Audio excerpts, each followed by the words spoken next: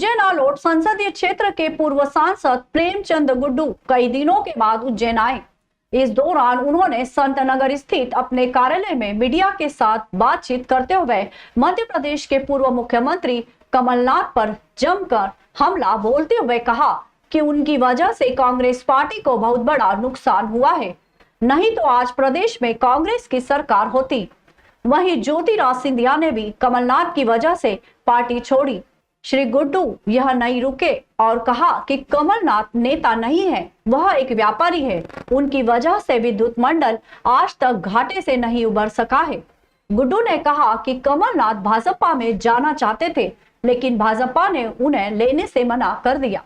पूर्व सांसद प्रेमचंद गुड्डू ने प्रदेश के मुख्यमंत्री डॉक्टर मोहन यादव के कार्यों की प्रशंसा करते हुए कहा कि उनके नेतृत्व में प्रदेश विकास के नए आयाम स्थापित करेगा। श्री गुड्डू ने कहा कि सिंहस्थ के काम स्थायी होना चाहिए। कमलनाथ जो है व्यापारी है शुद्ध रूप से। हम जब पहले भी वही बोला था, आज भी वही बोलते हैं कि वो 10,000 करोड़ लगाएगा तो 10 लाख करोड़ यहाँ पे लूटने आया है। शुरू से जो है अपना इलेक्ट्रिक विभाग को लूटने का काम किया। पूरा विद्युत मंडल जो ख़त्म करने का काम कमलनाथ ने किया। उनके जनरेटर से लेकर सब चीज़ें उनने बेची, उनने सप्लाई किया। उस कारण से आज तक विद्युत मंडल उठ नहीं पाया है। तो कमलनाथ के मामले में पॉलिटिकल आदमी है ही नहीं, और उसके वजह से तो कांग्रेस को नुकसान हुआ। सिंधिया उसकी वजह से गए। कांग्रेस जो कमज़ोर की सीओ की तरह, कोई कॉर्पोरेट पार्टी की तरह कांग्रेस हमेशा से भीड़ भाड़ के साथ चली है और आम लोगों की पार्टी रही है। कॉर्पोरेट पार्टी कभी नहीं रही। एक सीओ बैठा आए और ये करा वो करा, इसको डांटा उसको डांटा। कार्यकर्ता कोई डांट सुनने वाला नहीं है, नेता कोई डांट सुनने वाला नहीं है। विगत दिवस उज्जैन के नागदा में एक संत के साथ मारपीट करने का मामला सामने आया था। फरियादी की शिकायत पर पुलिस ने 2 आरोपियों के खिलाफ प्रकरण दर्ज कर लिया था। इसके बाद पुलिस ने तत्काल एक्शन लेते हुए दोनों आरोपियों को तलाश कर गिरफ्त में ले लिया। मामला उज्जैन जिले की नागदा तहसील का है, जहां 2 बदमाशों ने महंत गोपाल दास को निवस्त्र कर पीटा और उनकी लंगोट तक निकाल ली थी। पीड़ित महंत गोपाल दास गुना जिले के मुंगावली वार्ड 1 के रहने वाले हैं। उनके साथ ये घटना 5 सितंबर की शाम को हुई थी। 6 सितंबर को उन्होंने FIR दर्ज कराई। थाना बिरला ग्राम क्षेत्र के अंतर्गत ग्राम नायन में संत श्री के साथ हुई घटना की रिपोर्ट पर से थाना बिरला ग्राम पुलिस द्वारा उक्त घटना के आरोपी लक्ष्मण शेखावत, पिता नारायण सिंह शेखावत, विक्की शुक्ला निवासी नागदा बिरला ग्राम को गिरफ्तार कर लिया है। पुलिस ने बताया कि दोनों आरोपी अत्यधिक शराब के नशे में थे, जिनका अस्पताल में इलाज कराया जा रहा है। विस्तार जो है कि हम मालूम आ रहे थे, मालूम फाटक पे से अपने, तो ये भगत नामे रास्ता बताइए महाराज जी, आप जो रास्ता तुम चले जाओ भगवान, तो यहाँ से आप तुम जल्दी पहुँच जाओगे, और तुम ऐसे रोड पे जाओगे तो मालूम तुम्हारा समय लग जाएगा। तो मालूम हम वहाँ से आ रहे थे तो हमारा मालूम गाड़ी खड़ी मिली, तो मालूम हमने उनसे बात भी नहीं करी। उन्होंने हमारा खुद उपत के बुलाओ कि हमारे इतिहास कहाँ जा रहा है, हम लोग अनसुनी दी। तो उन्होंने मालूम कर रही है, बाद में बोले कहते हैं महाराज हमारी गाड़ी आगे तुम नहीं भग पाओगे। तो हम लोग भाई भगत की बात सुनना का ही कर रहा है। तो हम जैसे उनके बगल में पहुँची तो फिर हमसे मालूम दुनिया भर के मन, तो उनकी जाके बाप को नाम कहा, बाकी बाप को नाम कहा है। इतनी बात पर मालूम हम कह रहे हमारा पर मारो न राम जी, हम कर 1 घंटा तक मारो और नंगो करके हम कर भगाओ। हमारा बड़ी मुश्किलों में जान बचा के आए, हमारा जान से मारे भी धमकी दे रहे थे। का आपका क्या नाम है? हमारा गोपाल दास राम। कहाँ से आ रहे थे आप? हम द्वारकाधीश से आ रहे थे भगवान। द्वारकाधीश पैदल आ रहे थे आप? हाँ मालूम गाड़ी से उतर के मालूम पैदल आ रहे थे। यहाँ पैदल आ रहे थे? हाँ। कहाँ जा रहे थे यहाँ से आप? मंदिर जा रहे थे राम जी अपने, लक्ष्मण दास जी महाराज जी को, उनके त्यागी महाराज। बाबा महाकाल की शाही सवारी के नाम को बदलकर राजसी सवारी करने के बाद साधु संतों में शाही शब्द पर को लेकर चर्चा शुरू हो गई है। मामले में अखाड़ा परिषद के अध्यक्ष और महामंडलेश्वरों ने शाही को उर्दू और इस्लामिक शब्द बताया तथा अखाड़ा परिषद के अध्यक्ष रविंद्रपुरी महाराज ने ये कहा है कि आगामी जो प्रयागराज कुंभ होने वाला है वहीं से इस शब्द को हटाने की शुरुआत कर सकते हैं। जबकि इस बयान के खिलाफ महाकाल मंदिर के महेश पुजारी ने कहा कि भाषा को धर्म के नाम पर नहीं बांटना चाहिए। आन बान शान जैसे शब्द राजा महाराजाओं के लिए सम्मान में लिए जाते हैं। इस मामले में महामंडलेश्वर और अखाड़ा परिषद के अध्यक्ष को ज्ञान नहीं है। शाही शब्द पर फैलाया जा रहा भ्रम शंकराचार्य स्वामी अभिमुक्तेश्वरानंद जी ने दूर कर दिया। अब देश में किसी प्रकार की शंका नहीं होनी चाहिए। महाकाल की सवारी शाही सवारी के रूप में ही निकलेगी, इसी रूप में इसे माना जाना चाहिए। महेश पुजारी ने यह भी कहा कि यदि देश की व्यवस्था को हम गुलामी से दूर करना चाहते हैं तो महामंडलेश्वर और अखाड़ा परिषद के अध्यक्ष को आगरा में बने किले, देश की बड़ी शाही मस्जिदें, शाही इमाम बाड़े, इन सभी की गुलामी को दूर कराने के लिए बोलना चाहिए। हमारे देश की पीढ़ी अंग्रेजी बोलती है। हम लोग दिन भर में न जाने कितनी बार हिंदी, उर्दू, इंग्लिश के शब्दों का उपयोग करते हैं। किस चीज को बदलेंगे?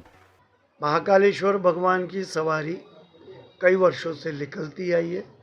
उसे मुख्य सवारी भी कहते हैं, महाकाल की सवारी भी कहते हैं, राज्यशाही सवारी भी कह सकते हैं और शाही सवारी भी कहते हैं। लेकिन कुछ विद्वानों ने और कुछ साधु संत महामंडलेश्वर ने शाही शब्द लेकर इसमें एक विवाद की स्थिति बनाने की कोशिश की है, नगर की शांति भंग करने की कोशिश की है, जो अनुचित है।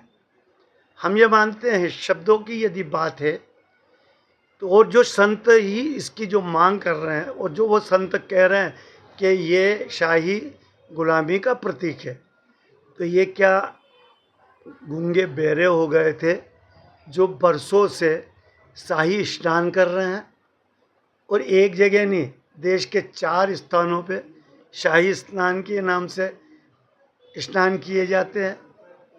तब इनके ज्ञान चक्षु क्यों नहीं खुले और उस शाही शब्द और शाही स्नान के लिए ऐसा विरोध क्यों नहीं बताया इन्होंने कि ये गुलामी का प्रतीक है, हम शाही स्नान नहीं करेंगे।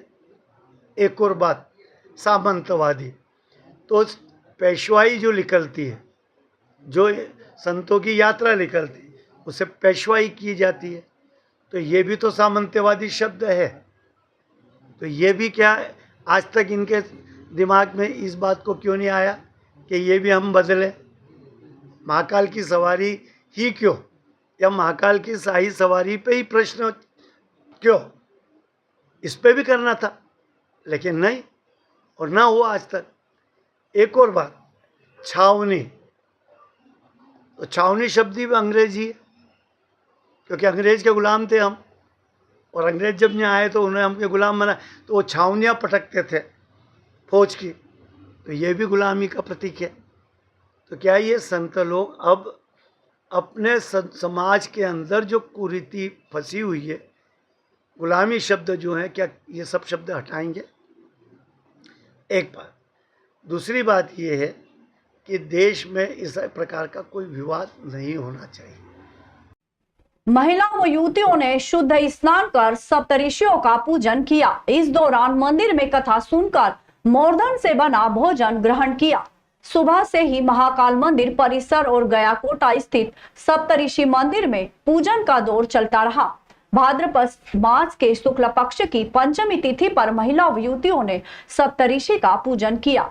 श्री महाकालेश्वर मंदिर परिसर में जूना महाकाल मंदिर के पीछे स्थित सप्तऋषि मंदिर, मंगलनाथ मार्ग खाक चौक पर स्थित सप्तऋषि मंदिर पर दर्शन और पूजन के लिए महिलाएं व युवतियों की भीड़ रही। इस दिन महिलाएं व्रत कर शिप्रा नदी में आंधी झाड़ा की पत्तियों से स्नान के बाद विधि विधान से सप्तऋषि का पूजन करती है। मंदिर में कथा श्रवण के बाद ही महिलाओं द्वारा मोरधन का उपयोग भोजन के रूप में किया जाता है। ये मेरा 30वां साल है और ये ऋषि जी की हम सप्तऋषि मंदिर है, यहाँ पे उनकी पूजा की जाती है। और इस दिन हम सुबह जल्दी उठ के नहा के और 108 बार लोटे से पानी डालते हैं, जो सोन पत्ती होती है उसका स्नान करते हैं, उसी से हम मंजन करते हैं और सब काम से निवृत्त होके इधर आते हैं। मंदिर में पूजन किया जाता है और आज सौभाग्य से मेरा ये 30वां और आखिरी पूजन है जिसका मैं उद्यापन उद्यापन करने आई हूँ और अब आज ये ऋषि पंचमी का उद्यापन मैं करूँगी। इस उद्यापन को जब अपना माहवारी चली जाती है उसके बाद समाप्त किया जाता है, तो आज ये मेरा लास्ट उपास है ऋषि भगवान का। इस दिन 7 ऋषियों की पूजा का विधान है। सप्त ऋषियों के नाम कश्यप, अत्रि, भारद्वाज, विश्वामित्र, गौतम, जमदग्नि और वशिष्ठ है। महिला एवं युवतियों द्वारा रजस्वला काल के दौरान अनजाने में हुई गलतियों के लिए भी क्षमा याचना के लिए ये व्रत करती है। आज भादो मास की पंचमी है। शुक्ल पक्ष की पंचमी को ऋषि पंचमी पर्व बनाया जाता है। आज भगवान सप्त ऋषि का पूजन करना महिलाएं करती है और भगवान को अपने तुलसी पत्र, अपने जनोई आदि सामग्री भगवान को अर्पण करती है तथा उपवास रख के मोरधान का भोग लगा के मोरधान का ही भोजन करती है। ये महिलाएं रजस्वला स्त्रियां भूल चूक वश अगर कोई गलती से किसी चीज़ का स्पर्श कर लेती है मासिक धर्म के दौरान, उसकी निवृत्ति उस दोष की निवृत्ति के लिए आज के दिन पूजन का विधान है। फ्रीगंज में नए ओवरब्रिज की जगह बदलने से ब्रिज का निर्माण तो 16 करोड़ रुपए में हो जाएगा, लेकिन शेष 75 करोड़ रुपए भी बचेंगे नहीं, बल्कि ब्रिज निर्माण के लिए जगह लेने आदि कार्यों पर खर्च हो जाएंगे। ब्रिज के लिए सरकार ने करीब 92 करोड़ रुपए मंजूर किए हैं, लेकिन अब ये सिर्फ 16 करोड़ रुपए में ही बनकर तैयार हो जाएगा। ब्रिज निर्माण के लिए टेंडर जारी कर दिया गया है, जो अगले माह खुलने की संभावना है। नवंबर अंत तक ब्रिज का काम शुरू होने की उम्मीद है। 13 सितंबर तक टेंडर के फॉर्म भरे जा सकेंगे। इस तरह सितंबर अंत तक टेंडर खुलने के बाद स्वीकृति और वर्क ऑर्डर की प्रक्रिया पूरी होने में वक्त लगेगा। लोक निर्माण विभाग के लिए इसके लिए 16 करोड़ 27 लाख रुपए का टेंडर लगाया है। शिवराज सरकार के समय इस ब्रिज के लिए 51 करोड़ रुपए का टेंडर लगा था, लेकिन तब इसे इंदिरा गांधी चौराहा से महापौर बंगले के सामने से होते हुए हनुमान प्रसाद पेट्रोल पंप के सामने से सिंधिया स्कूल होते हुए चामुंडा माता मंदिर की तरफ बनाने की योजना थी। ब्रिज निर्माण के लिए सरकार द्वारा मंजूर 51 करोड़ की राशि इसलिए बचने की संभावना कम है, क्योंकि रेलवे ने ब्रिज निर्माण के लिए जगह देने के बदले करीब 40 करोड़ रुपए की मांग की है।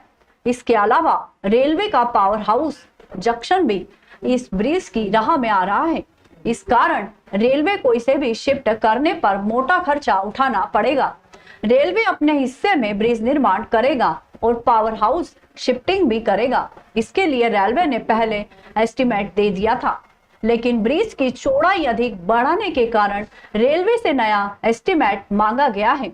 सरकार बदलने के बाद सीएम डॉक्टर मोहन यादव की पहल से ब्रिज की दिशा बदलने की कवायद शुरू हुई। रेलवे के साथ पीडब्ल्यूडी ने नए सिरे से निरीक्षण कर नई योजना तैयार की है। अब ब्रिज के लिए 16 करोड़ 27 लाख रुपए का टेंडर लगाया गया है। प्रतिस्पर्धा से ये टेंडर 16 करोड़ तक भी आ सकता है। कुलदीप सिंह पीडब्ल्यूडी ब्रिज उज्जैन के अनुसार फ्रीगंज में नए ओवरब्रिज निर्माण के लिए मुख्यालय से टेंडर लगा दिया गया है।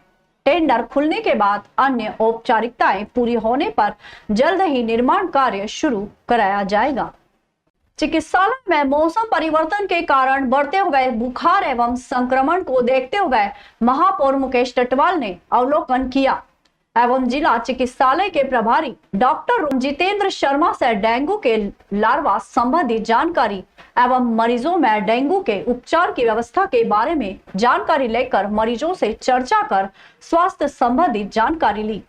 महापौर मुकेश टटवाल ने बताया कि शहर में डेंगू से संबंधित मरीज जिला चिकित्सालय में नहीं है।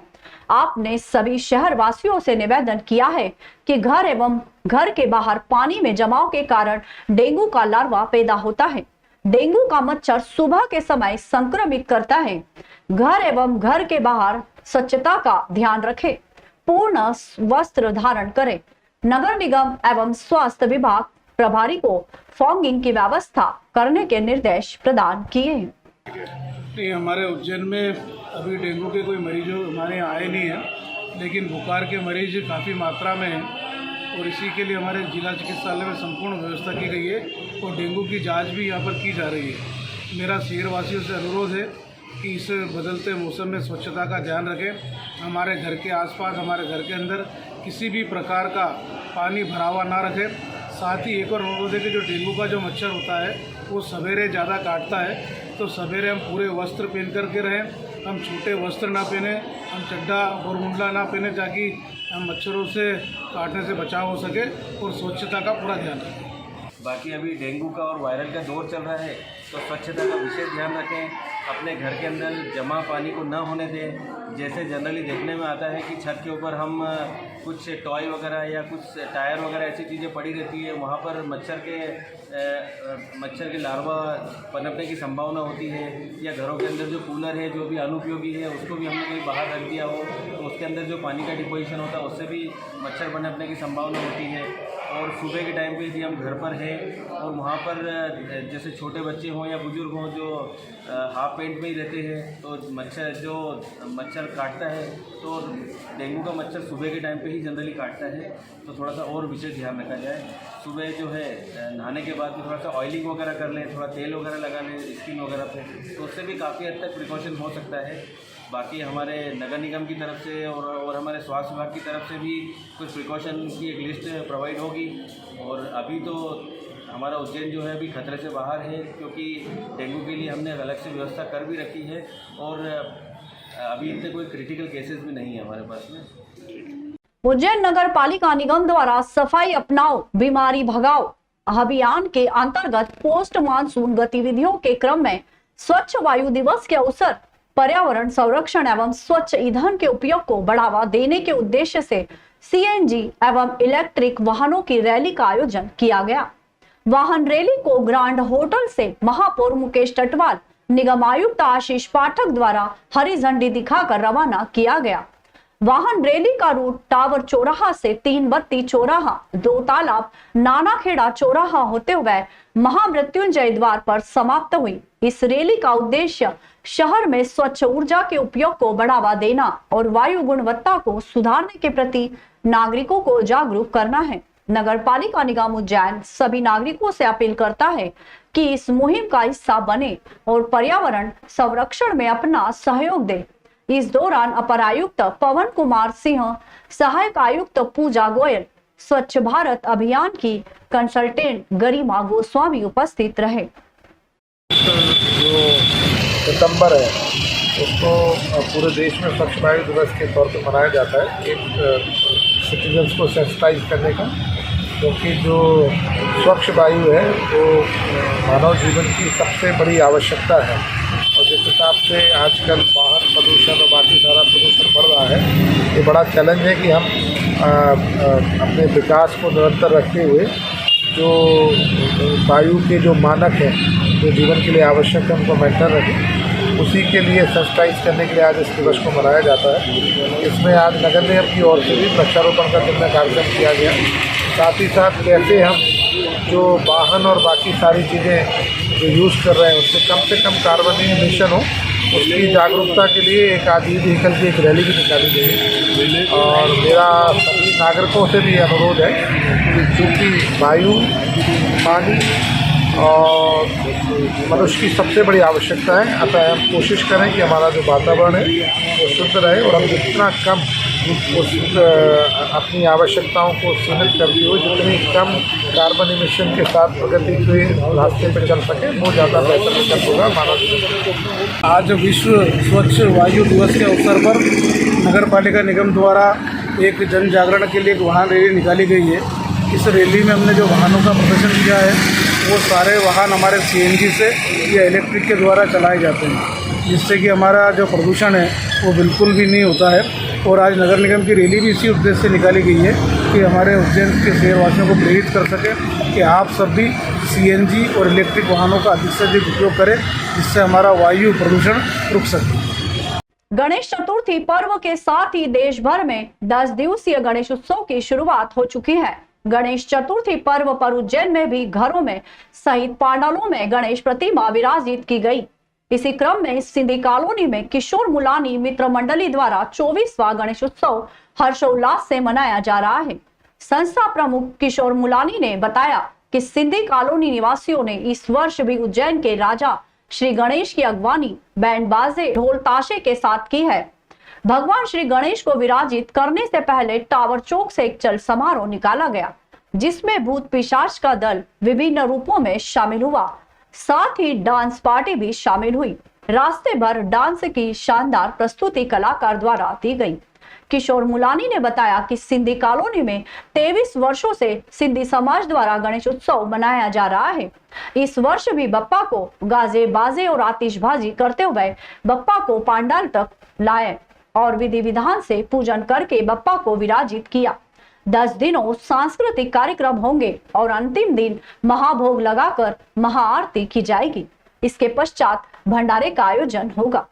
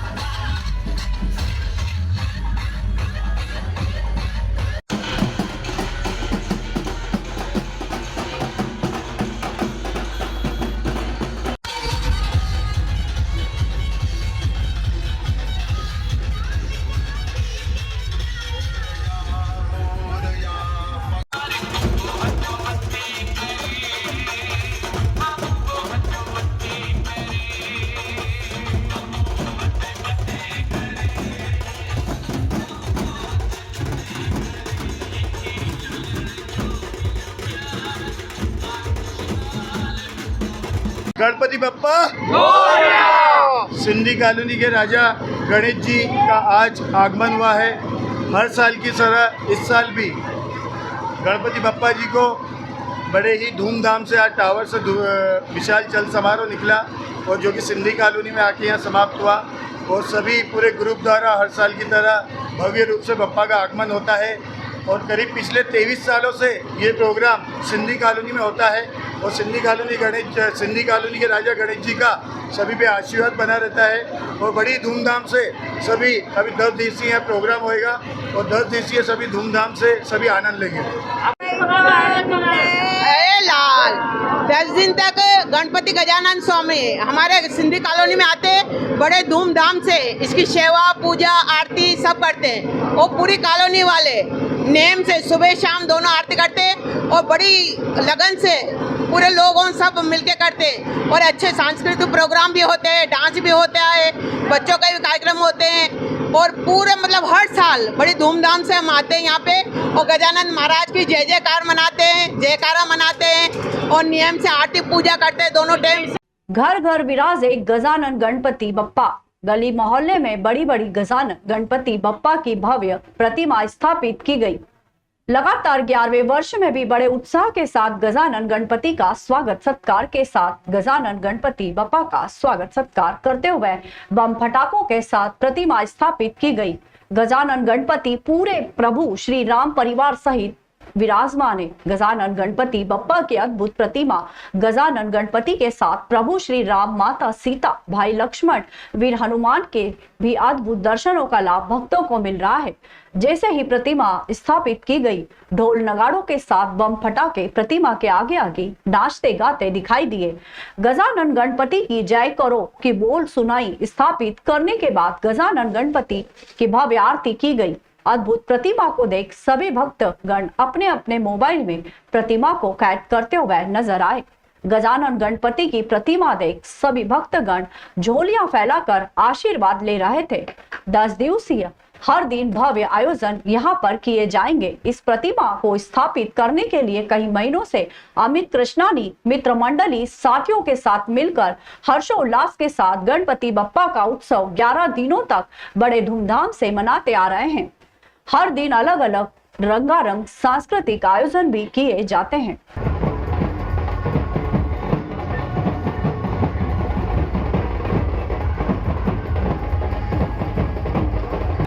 जी, ये हमारा 11वां साल है जो हम गणपति बप्पा को विराजमान कर रहे हैं, तो इसीलिए हमने बड़ी ही धूमधाम से हर साल जैसे ये वापस से कार्यक्रम करा है। इंद्र देवता की कुछ और ही इच्छा थी, बड़ी बारिश आ रही थी, पर गणपति बप्पा के आगे कौन, सब हो गया भगवान की दया से। और अभी बप्पा विराजे हैं आप लोगों के सामने। किस प्रकार का आयोजन लगे 10 दिन तक? जुलूस था भाई साहब। 10 दिन तक 10 दिन में कौन कौन से कार्यक्रम होना है? महाआरती होगी, भंडारा होगा और भी तरह तरह के रंगारंग कार्यक्रम होंगे। शहर के आध्यात्मिक गुरु कृष्णा मिश्रा इस वर्ष भी गणेश स्थापना कुछ आश्रम डॉक्टर कॉलोनी में आरती पूजा के साथ गणपति बप्पा मोरिया के उद्घोष कुष्ठ रोगियों के साथ की। पूजा मंत्र पंडित भवानी शंकर जी ने की। सभी कुष्ठ रोगियों ने गणेश आरती की। अंत में कुष्ठ रोगियों की मदद विघ्नहर्ता 2024 के सम्मान से गंगाराम को कृष्ण गुरुजी ने तिरंगे दुपट्टे से सम्मानित किया एवं विघ्नहर्ता 2024 की ट्रॉफी दी। कृष्ण गुरुजी ने कहा कि गणेश की आरती का मानवीयकरण करना, मानव सेवा, नेत्रदान, कुष्ठ रोगी सेवा पूजा पाठ के साथ करना चाहिए। विघ्नहर्ता गंगाराम ने कहा हर व्यक्ति मानव सेवा से जुड़ना चाहिए। अंत में गणेश भजन, गणेश ध्यान हुआ। कृष्णा गुरुजी सोशल वेलफेयर सोसाइटी के अनिल कुमार भारती, मंडलोई मीता चंद्र, अन्य गणमान्य नागरिक शामिल हुए।